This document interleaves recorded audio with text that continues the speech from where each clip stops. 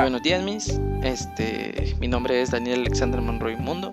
Soy delegado de cuarto perito de la carrera de electrónica con orientación en dispositivos digitales. Hoy les vengo a hablar sobre el presidente Jorge Ubico. Para esta exposición o pues breve resumen de su historia, yo preparé esta presentación de PowerPoint que yo mismo transcribí para no solo copiar y pegar como usted dice. Espero que sea de su agrado y pues prosigo con la biografía de Jorge Ubico. Jorge Ubico Castañeda nació en la ciudad de Guatemala el 10 de noviembre de 1878 en Nueva Orleans y falleció el 14 de junio de 1946. Fue un militar y político guatemalteco que se desempeñó como presidente de Guatemala entre 1971 a 1944. Previamente fungió como jefe político de la Verapaz y Retaloleo durante el gobierno de Manuel Estrada Cabrera. Se postuló a la presidencia de Guatemala en 1926, pero perdió las elecciones. Finalmente alcanzó la presidencia en 1971 y se mantuvo en el puesto hasta el 1 de julio de 1944. Sostuvo su mandato por medio del régimen totalitario de una Asamblea Nacional Legislativa totalmente supeditada a sus designios y del apoyo económico y político de la United Fruit Company, o en sus abreviaturas UFCO, de los Estados Unidos. Se le conoce por haber sido el último gobernante liberal autoritario en América Latina y por haber mantenido la criminalidad común en el país al mínimo durante su gobierno. Tras una serie de protestas de parte de la población urbana guatemalteca contra su gobierno, se vio obligado a renunciar el 1 de julio de 1944, dejando en su lugar a un triunvirato militar formado por generales Eduardo Villagrán Ariza, Buenaventurado Pineda y Federico Ponce Baides. Ubico y su esposa se refugiaron en su casa de habitación en el centro histórico de la ciudad de Guatemala, pero tras la revolución el 20 de octubre de 1944, que derrocó al presidente Ponce Baides, se embarcaron hacia Nueva Orleans, Estados Unidos, sede de la UFCO. Ubico murió en el exilio el 14 de junio de 1946. Primeros años de su historia. Ubico nació el 10 de noviembre de 1878 en la ciudad de Guatemala, hijo de Arturo Ubico Urruela, abogado y político guatemalteco, activista del Partido Liberal de Guatemala y presidente de la Asamblea Nacional Legislativa. Durante gran parte de los 22 años del gobierno de Manuel Estrada Cabrera y de Matilde Castañeda, sus padrinos de bautizo fueron el presidente Justo Rufino Berrios y la primera dama Francisca de Barros. Su pertenencia a la clase acomodada le permitió asistir a las instituciones educativas más prestigiosas del país, recibiendo educación completamente en las escuelas militares de Estados Unidos y Europa. En Guatemala ingresó a la Escuela Politécnica, pero no terminó sus estudios militares. En 1896, la revista literaria La Ilustración Guatemalteca, que fue pionera en los reportajes sobre el ciclismo en Guatemala, le dedicó un reportaje tras haber ganado varias carreras en las competencias que se realizaron en el Hipódromo del Norte del 13 al 16 de agosto de ese año. El artículo mencionaba las condiciones adversas de los competidores tuvieron que enfrentar por el mal estado de las pistas, ya que, anticipado a nuestras notas anteriores de la pista del hipódromo, se encuentra en muy malas condiciones para las llantas neumáticas.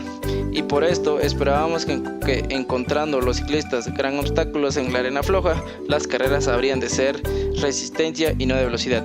Sin embargo, ciclista ha habido que corra más de 1000 varas que mide la pista a menos de 65 segundos.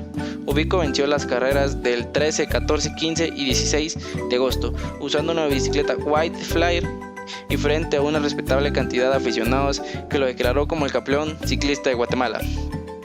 De acuerdo con el reportaje de La Ilustración Guatemalteca, Ubico Castañeda, quien para entonces tenía 16 años, también destacaba en la natación, equitación, gimnasia, tiro al blanco y el uso de florete y la espada. Incursión en la política. En 1897 fue nombrado jefe político en grado de segundo teniente de la infantería para Táctic Alta Verapaz. Fue allí donde se desarrolló como militar y ascendió rápidamente a través de todos los rangos, hasta convertirse en general de la brigada a los 28 años de edad. Luego fue gobernador de Retaloleo, cargo el cual siguió la línea militar del gobierno de Estrada Cabrera. El 14 de marzo de 1905 se casó con Marta Laifiesta y Dorion y En 1915 ganó un concurso internacional de ciclismo, ya que le apasionaban las competencias de ese deporte, además de las motocicletas y los caballos.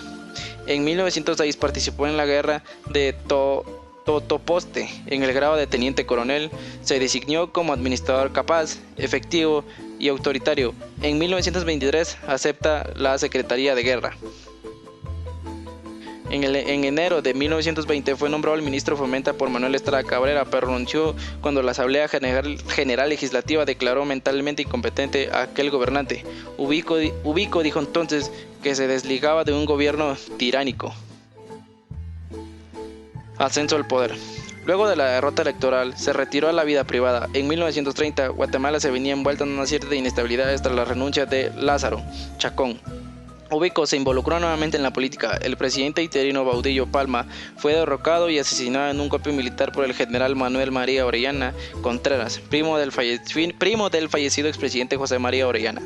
Pero este gobierno no fue reconocido por Estados Unidos e instancias de la United Fruit Company, que entonces ya era fuertes inversiones en Guatemala, derivadas de las concesiones otorgadas durante el gobierno de Estrada Cabrera.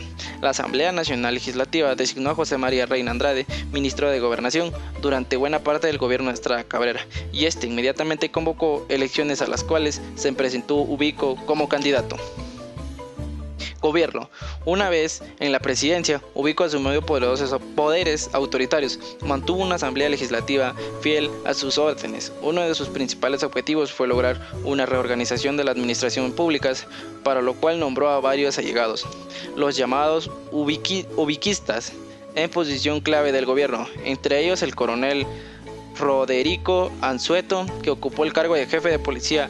El régimen de Ubico se caracterizó por los intentos de estabilizar las finanzas del Estado, para lo cual redujo el gasto público. También fue significativo su impulso a la construcción de obra pública, especialmente carreteras, en beneficio de la actividad cafetalera, dominada por los inmigrantes alemanes de Verapaz, donde había sido jefe político. Para la construcción de carreteras empleó trabajo forzado de indígenas que eran vigilados por el Departamento Militar de Diseño y Construcción de la Carretera y reclutados a la fuerza mediante la ley de vagancia.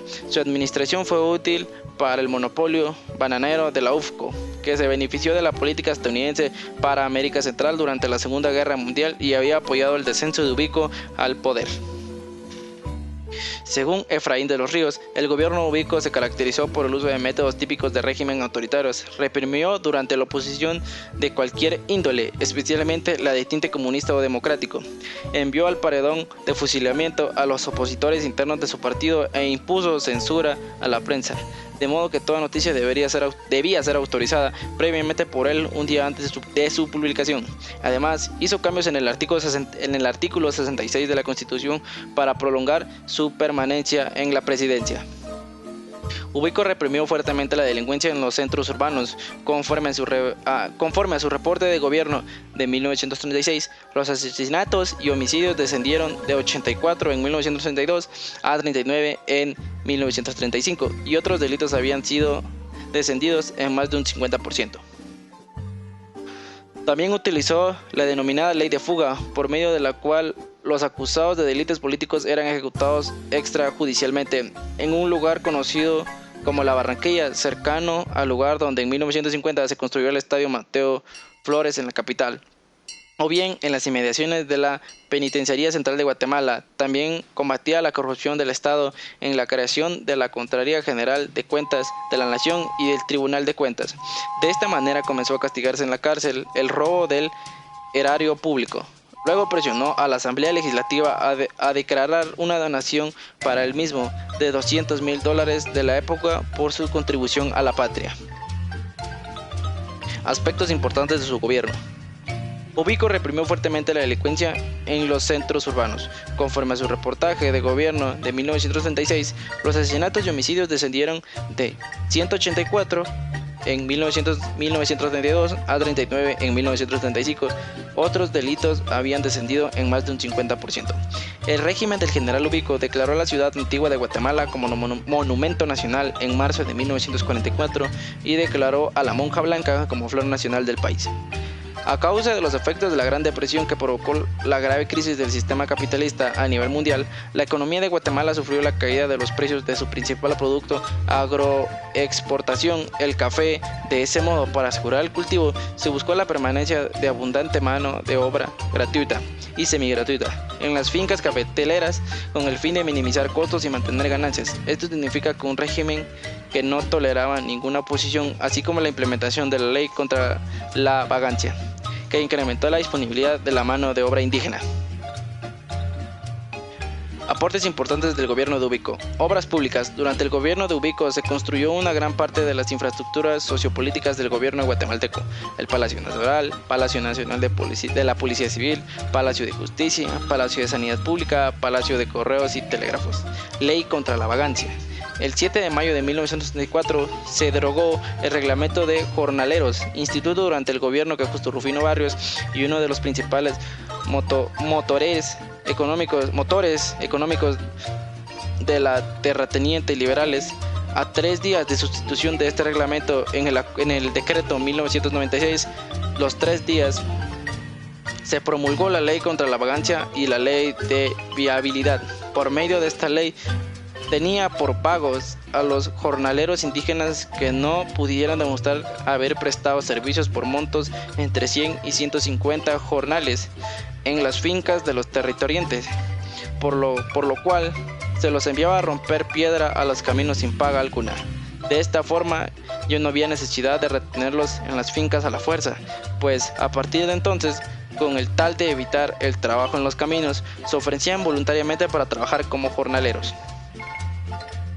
Y esta ha sido mi exposición, ojalá le haya gustado y la información haya sido conforme a la investigación. Y sin más que decir, yo me despido. Feliz día, mis.